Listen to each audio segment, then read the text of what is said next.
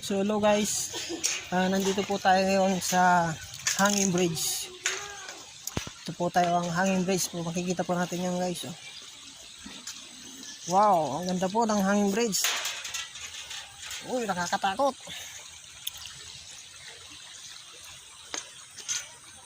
Ito po yung kanilang ilog. Napakalinis po yung ilog na ito. Oh. So mababaw po siya guys.